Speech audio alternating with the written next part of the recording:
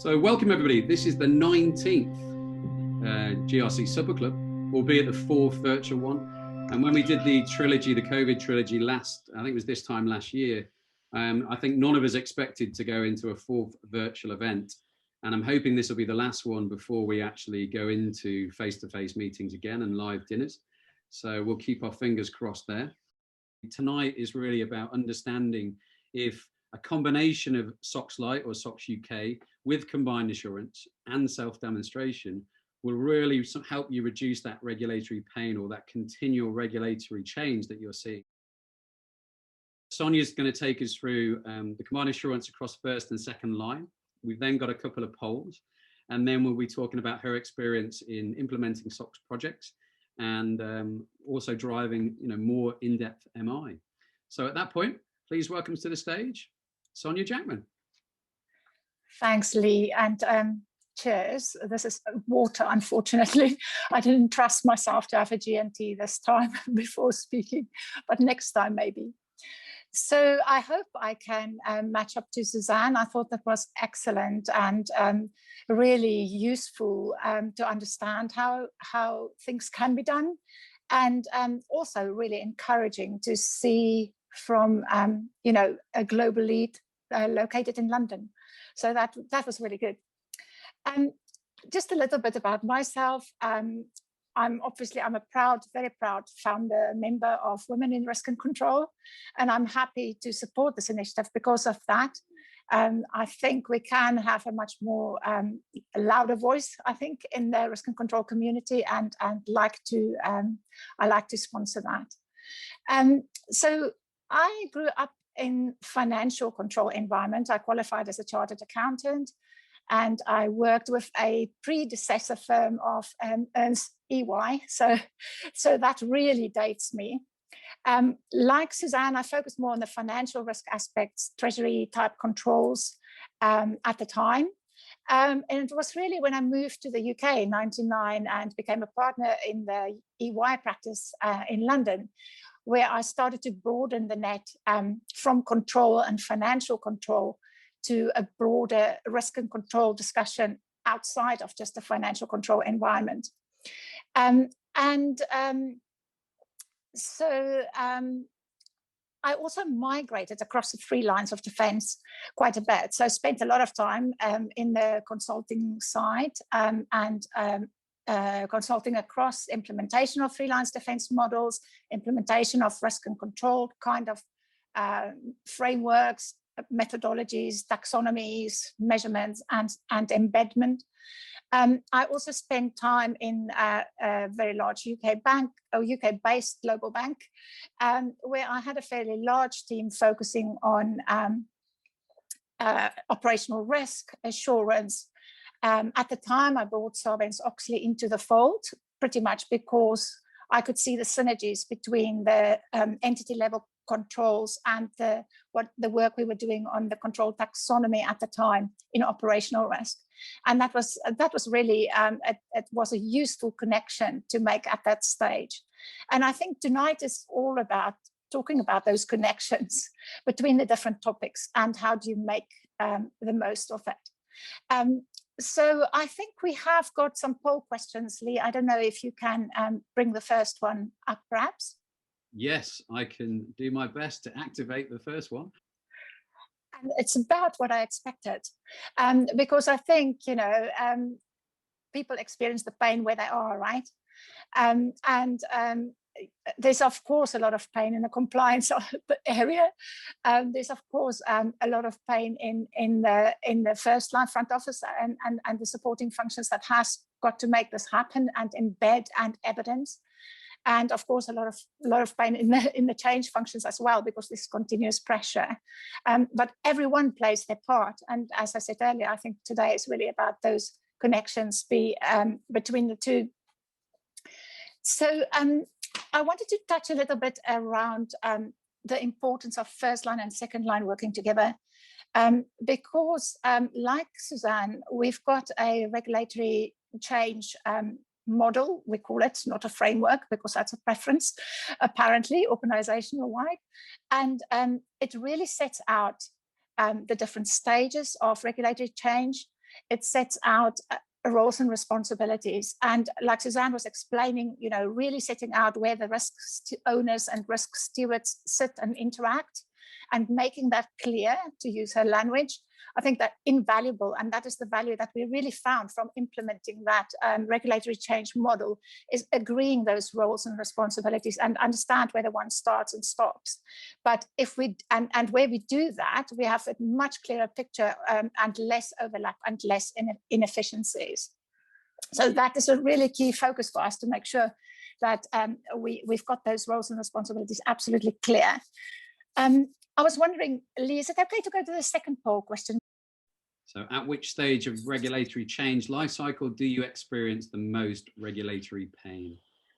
During horizon scanning, during implementation, or post-implementation? We've got 60% of people have voted. So let's just give it 30 seconds. Again, at which stage of regulatory change lifecycle do you experience the most regulatory pain? If you can please vote. Clearly voted there. I don't think I can, unfortunately. Again, I'll give it 10 more seconds. We've got nearly 80% of people have voted now. So, ooh, right, I've ended it. So I'm going to share those now. I'll download them as well for follow-up. Hopefully you'll be able to see those on your screen now. And Sonja, if you can you see them this time? Yeah, I can see them this time, which is great. Brilliant. So we've got 9% during horizon scanning, if I can say it, that's the side that already affected me, during implementation or post-implementation. And we've got 45% have said during and 45% have said post. And that is, again, you know, I pretty much like I expected, but I think perhaps even the post-implementation is slightly understated. But maybe from the kind of role I have, I really see that a lot. It is the embedding, it is the evidencing, the continuous maintenance. Suzanne was referring earlier to changes, you know, new regulations that are slightly the same that you then need to amend processes for. You know, so I was expecting to see a little bit more on the last one, and that's where my vote was. It would be interesting to hear what others are thinking when we get to the fuller session. So we do, you know, we found all stages tricky, to not to underestimate anything. Oh, now I can't close it. We found all stages tricky, and horizon scanning, you know, it bites you in the backside if you're not careful, because it's quite easy for things to slip through. You may, you know, how many jurisdictions can you contain all the time? You know, there may be, you know, clients sitting in a jurisdiction that you may not have a presence in, that may, you know, there may be a regulation impacting them. So there's a lot of, and I know they are great tools and I know they are great providers, but horizon scanning, not easy. And really to understand actually, how is it being executed? We have recently implemented or enhanced our process to have a much more triage approach. So again, greater collaboration and using different SMEs and combinations of SMEs to help with the horizon scanning interpretation that we get from the tools. So in terms of implementation, there's always a big bugbear, because that is where you know, the focus is, the deadlines are. You know, you can't really move, but you need to deliver BAU as well. And there's a lot of impact, certainly on, you know, I think across the business. And then, as I said, post-implementation, I think, is where, you know, we find a lot of need for your, what do you call it, self-demonstration? I would call it evidence. Yes, oh yeah, back to the over-engineered topic that I didn't explain at the start and confused loads of people. Yes, self-demonstration, yeah. Yeah. So, you know, I referred to this connectivity quite a few times. I referred to, you know, I mentioned how we implemented SOX at the same time as amending our operational risk taxonomy, and that really worked. I can see with the envisaged SOX-lite that, you know, there will definitely be great benefits to be gained from, you know, integrating with the risk and control environment and risk and control frameworks. I do personally, but this may just be because I we're a US-owned firm, but I think there are many UK firms that have already implemented SOX. So from a financial services perspective, I don't think SOX-lite will be that that intrusive, but it would be interesting to hear again what other market participants are saying. So yeah, that is basically. I think lastly, and I don't know how much time I've got left. Oh no, I was just about to put the Boris COVID scale up. So we're at 5 minutes. We're at 5 minutes. Oh, good planning. We're aligned. So lastly, I just wanted to reflect on the impact of SMCR and reg change. And certainly from a UK perspective, and of course the regimes are being rolled out more broader in the EMEA, it has really brought home that senior manager conduct rule on meeting the regulatory requirements and the ownership of that, and what that actually means to individual SMFs and which bits they own. So I think SMCR has really helped us and equipped us to drive the ownership, accountability, understanding who does what in this sphere significantly, and has really been a benefit, I would say, to the UK market and those other jurisdictions that is having it rolled out. But again, I would be interested to hear maybe in the panel discussions whether others have similar views or think differently. No, absolutely, and obviously I could talk about SOX till the cows come home, and there's some at that window there actually on the way home now. But in terms of my experience at PwC when we were going through that period where everyone was doing the full SOX, end-to-end SOX, it was very laborious but very insightful. I learned a lot from my time being an external and internal auditor at that time. But with the SMCR piece as well coming in and accountability, it just feels like a natural fit to get the risks and controls aligned to processes and aligned to those underpinning IT systems to really get an understanding of where you are to meet those regulations. And I think that's really key with what Suzanne was chatting about as well, managing that continual change. And hopefully, well, I know we're going to be talking about this in Paul's chat in a second around that combined assurance and that continual improvement as well. But I've had a couple of questions come in actually. And one of them is reflecting, this might be a plug for Women in Risk and Control though, which is fine. I don't usually allow that, but it's fine. But reflecting on the diverse panel, which would have been 3 if Bacola wasn't ill, and I hope she's getting well. We've heard from today. Do you think diversity has a role to play in implementing the regulatory change strategy? And thank you for that plug. I really like that. And I would say absolutely, because what you do need, and it came through what Suzanne was saying, you do need a combination of people who know the business really well, who has got the deep experience of the business. You need some executors. Is that probably in the wrong? It could be on that wheel there, which I've got there. That's my prop for Bacola's chat about behavioural change. But there is an executor on that one over there. Yes, that's right. Yeah, and then you need the wide variety of experience. And I was mentioning before, we use a triage approach to really look at our horizon scanning what we could have missed, and we pick up some elements that somebody may have missed just from their viewpoint where they were coming from.